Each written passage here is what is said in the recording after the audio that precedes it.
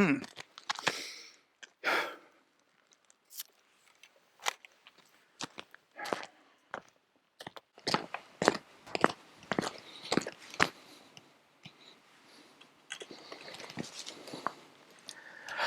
don't know.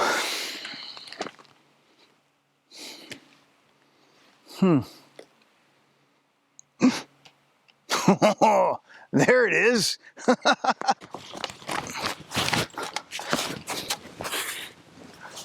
I found it, finally.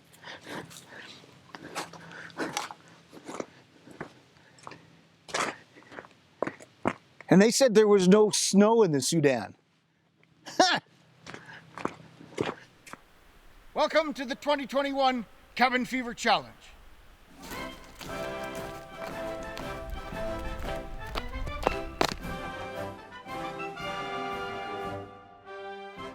Well, as you can see, we've left the shoot a little bit later in the year this time around, and, well, there's a bit of a dearth of winter conditions. Well, that's fine. It's pleasant enough. It's almost arid and desert-like. Well, okay, you're right. March, Canada. The closest I can get. But why would you be thinking, well, why do you want desert and arid? Well, because those are the conditions that the rifle that I've chosen to use this year is probably best known for. And that is the High Victorian era campaign of the reconquest of the Sudan in 1898. The British battalions that were committed to that campaign were armed with this: the Mark I, or in their case, the Mark I Star, Lee Metford. Now this is a bit of a peculiar beast, because this isn't your granddaddy's 303. This is, in fact, the great-granddaddy of all 303s, and represents the very first 303 service rifle taken into service in the British Empire. This happened in around the 1890 timeframe, and stretched for a couple of years before the rest of the army was so equipped. This is long before the advent of charger loading, and as viewers of the channel will be aware, through the use of this rifle, it has an 8-round, single-stack magazine. The rifle is equipped with a magazine cutoff. And this fits into the concept of the era, in which a reserve of ammunition was kept in the rifle for use in emergencies. Apart from those circumstances, the rifle would be loaded singly, much like the Martini Henry and the Snyder Enfield before that. So, what this did was alter the musketry doctrine of the era, and we have, from the adoption of this rifle, 2 different types of fire. Now, for those of you who are unaware, the Cabin Fever Challenge is a fun shoot set up by our friend Rifle Chair. It consists of a 20-round practice fired in 4 positions: standing, kneeling, prone, and sitting. The match is timed from beginning to end, and there are mandatory reloads every 5 rounds, thus translating into the transition between positions, 5 rounds in each. Now, as mentioned, there are 2 types of fire that you can deliver with this rifle. One, a more deliberate singly loaded variety. Another, by releasing the magazine cutoff, we're able to then fire the contents of the magazine somewhat more rapidly. What this enabled the firer to do is deliver a reserve of firepower at the key moment at any given action. The rapid fire, if you will, of the era. So here's where it becomes kind of interesting for me to use this rifle in the Cabin Fever Challenge.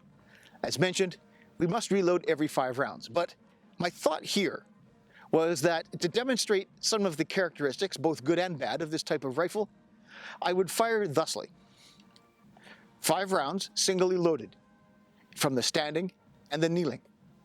Then, after transitioning to the prone, I would release the magazine cutoff and fire the contents, 5 rounds in this case, of the magazine, because the prone position, especially loading from a pouch, can be a bit problematic. So I thought that when lying on the ground, that the magazine would be most useful in that regard. Then, transitioning back to the sitting, I could then return to single loading. Anyway, that's what my thoughts were, and I've really done a lot of talking. So here we go. Cabin Fever Challenge 2021. The ammunition used in this video is my usual cast 303 loads. These feature a 210 grain round-nosed bullet cast in linotype from an NOE mold, behind which is 24 grains of IMR 4227. I seat them rather tall in the case. This is easily accommodated by the chamber of the Metford. There's more information in the ammunition playlist on the channel. Ammunition of the era was packaged in packets of 10 rounds. In the 1888 or Slade Wallace equipment, these were stored 50 in each of the ammunition pouches. Admittedly, these are the later 1894 pattern pouches, which really didn't feature use in the Sudan. In concept, they share the same characteristics of holding both packaged and loose rounds. This particular pattern pouch holding 30 rounds in packets and 20 rounds stored within loops inside the pouch. Now, as discussed earlier, it was my intent to use the magazine for the prone element of the shoot. The single-stack nature of the magazine is somewhat peculiar, in that the feed lips are only at the back of the magazine. This necessitates a rather interesting method of placing the cartridges in the magazine. They must be inserted rim first, and then rotated down to lie flat on the platform.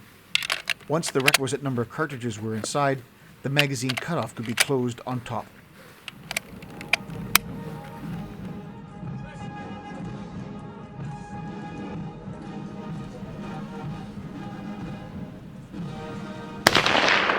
Things started off smoothly enough.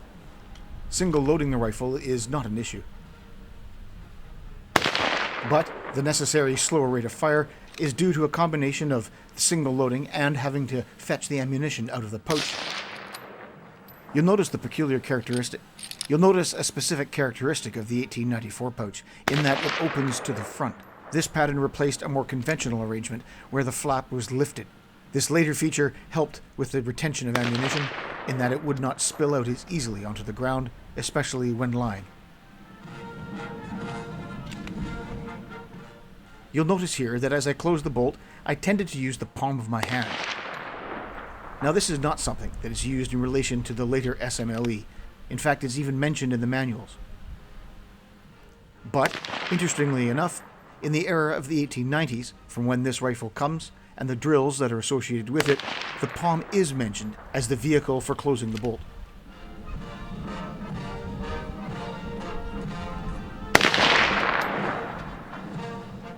It is worth noting that the bolt handle on these early Lee Metfords and Lee Enfields is of a different shape to that found on the SMLE. This, combined with the more deliberate nature of single loading, can lend itself to a somewhat more relaxed technique.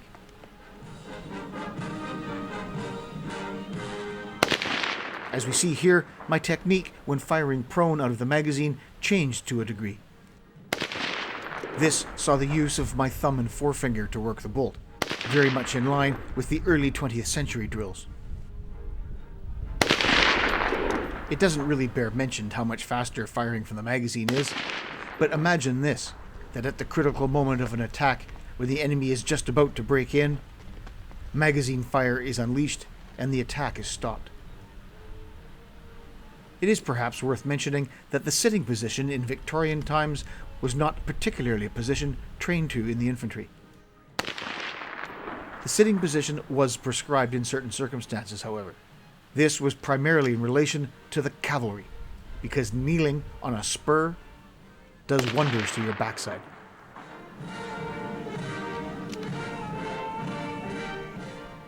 One of the things that I enjoy about revisiting the Cabin Fever Challenge every year is the ability to use a different rifle every time. This, as well as the appropriate set of equipment for that rifle in that time frame. It gives one a good appreciation of the advancements made, especially during the Victorian era.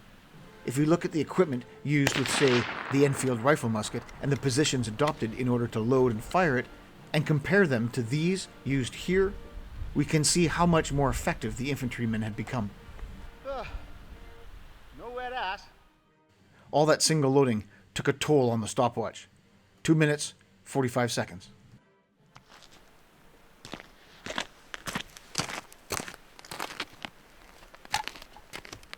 Well, okay then. Now, it doesn't look too bad. Let's count them up.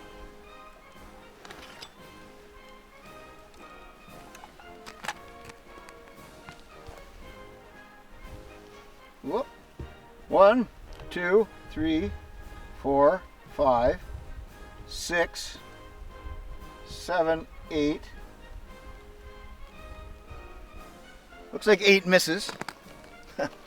Let's hope there's 12 hits.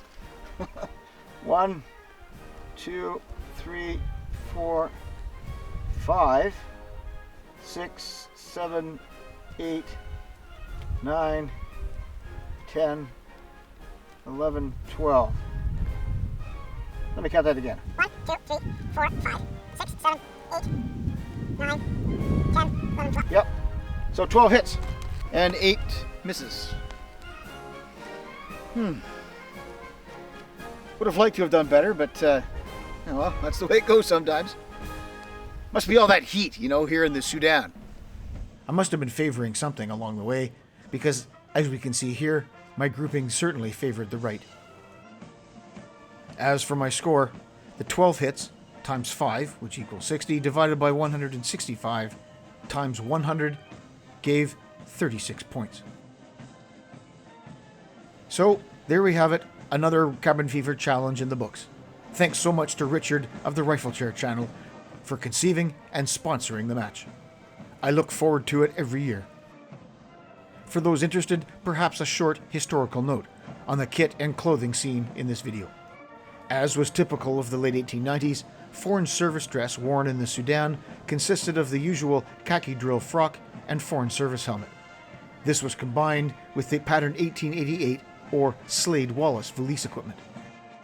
There were 2 British brigades, one of which had amongst its ranks the 1st Battalion of the Seaforth Highlanders. They partook in all of the major battles late in the campaign, including the Battle of the Atbara and Omdurman. As well, in that brigade was another Highland regiment, the Queen's Own Cameron Highlanders. These 2 Highland battalions, along with the Lincolns and the Warwicks, participated in the Battle of Omdurman, holding the center left of the line. There, they inflicted a catastrophic defeat on the Dervish army. Armed with their .303 Lee Metfords, they opened fire at near 2,000 yards. Firing in section volleys and supported by machine guns and artillery, as well as gunboats floating on the River Nile, no Dervish got to within 900 yards. Next to the legendary performance of the BEF, there surely could not be another example of the effectiveness of the .303 service rifle. As the troops returned to Cairo victorious in the campaign, little did they know that their actions and their battles would be the last of their kind. Just 1 year later, the army would be fighting a very different enemy, and the tactics and musketry used at Omdurman would seem like a faraway fairy tale when Britain met Boer in late 1899.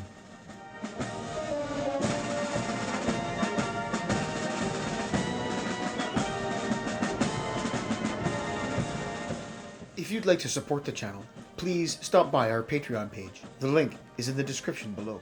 And for more information on projects and updates between videos, follow us on our Facebook page.